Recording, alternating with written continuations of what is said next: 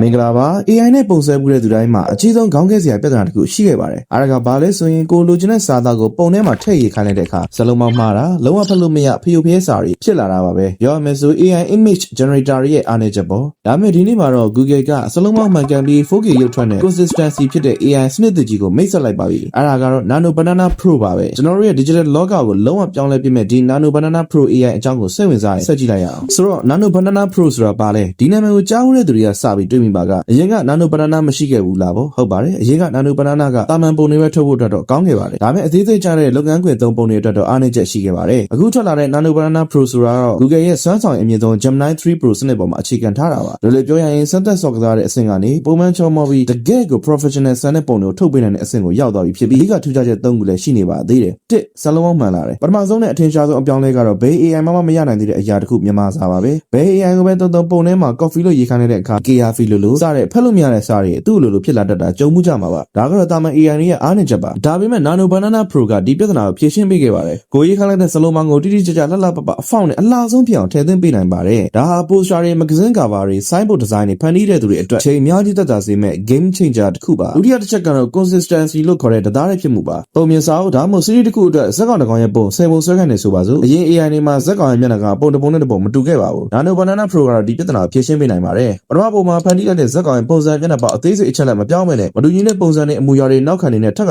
ဖန်တီးလာနိုင်ပါပြီဒါအပြင်သူ့ရဲ့ resolution ကလည်း 4K အရေးသွေးထိထုတ်လို့ရနေပါပြီတတိယအချက်ကတော့သူ့ရဲ့ Google Search နဲ့ချိန်ထားတဲ့အသိဉာဏ်ပါတခြား AI တွေကကိုဖန်တီးခိုင်းတဲ့ပုံကိုအမှုပညာအမြင်နဲ့ပဲဖန်တီးပေးထားတာပါ Nano Banana Pro ကတော့လက်တွေ့ကဘာကအချက်လက် data တွေနဲ့ပေါင်းစပ်ပြီးပုံဆွဲနိုင်ပါတယ်ဥပမာမြန်မာနိုင်ငံရဲ့မြို့ပြဖွံ့ဖြိုးတိုးတက်မှုဆိုင်ရာ infographic တစ်ခုကိုဖန်တီးပေးပါလို့ခိုင်းရရင်သူကအချက်လက်မှန်ကန်တဲ့ပုံစံနဲ့လှပတဲ့ infographic ပုံကိုထုတ်ပေးနိုင်ပါတယ်ဒါဟာအချက်လက်အခြေခံတဲ့ design တွေအတွက်တကယ်ကိုအပြောင်းအလဲတစ်ခုပါကဲဒါဆိုဒီလို AI ဘယ်လိုသုံးရမလဲ Nano Banana Pro ကိုသုံးဖို့အတွက်က Google ရဲ့ Gemini app ကိုသွားရပါမယ်ပုံဆွဲခိုင်းမှုစာရေးတဲ့အခါမှာ model ကိုရွေးတဲ့နေရာမှာ thinking သို့မဟုတ် promote ကိုရွေးပေးဖို့လွယ်ပါတယ်အစာပိုင်းမှာ free limit တွေတော့ရှိနိုင်ပြီးပိုပြီးအများကြီးသုံးချိန်စိတ်ချတဲ့စီမှာဝယ်သုံးနိုင်ပါတယ်အခုဆိုရင်ကျွန်တော်တို့က AI ကိုပုံစံသူအနေနဲ့သုံးနေတာတက်ဥပမာဖန်တီးသူ collaborator အနေနဲ့သုံးလို့ရနေပြီလို့ပြောရင်မမှားပါဘူးဘာလို့ဆိုဒီ Nano Banana Pro ဟာ digital artist တွေစီးပွားရေးသမားတွေနဲ့ကိုယ်နဲ့ဖန်တီးသူတွေရဲ့အလုပ်ကိုအရင်ကထက်10ဆလောက်အမြန်တိကျစေမှာသိကြပါတယ်ဒါကြောင့် AI ကိုစိတ်ဝင်စားတဲ့သူတွေဒါမှမဟုတ်ပုံမှန် AI သုံးနေပေမဲ့ပုံနဲ့အရေးသွေးတွေကိုစာသားပြဿနာတွေနဲ့ကြုံရတဲ့သူတွေအနေနဲ့ Nano Banana Pro ကိုချက်ချင်းစမ်းသုံးကြည့်ဖို့အကြံပေးချင်ပါတယ်ဒီလို AI နည်းပညာဘူးသူတွေထပ်မံသိရှိချင်ရင်တော့ကျွန်တော် page ကို like and follow လုပ်ပြီးပုံမှန်စောင့်ကြည့်မမေ့ပါနဲ့နောက်ဗီဒီယိုလေးမှာပြန်တွေ့ပါမယ်ခင်ဗျာ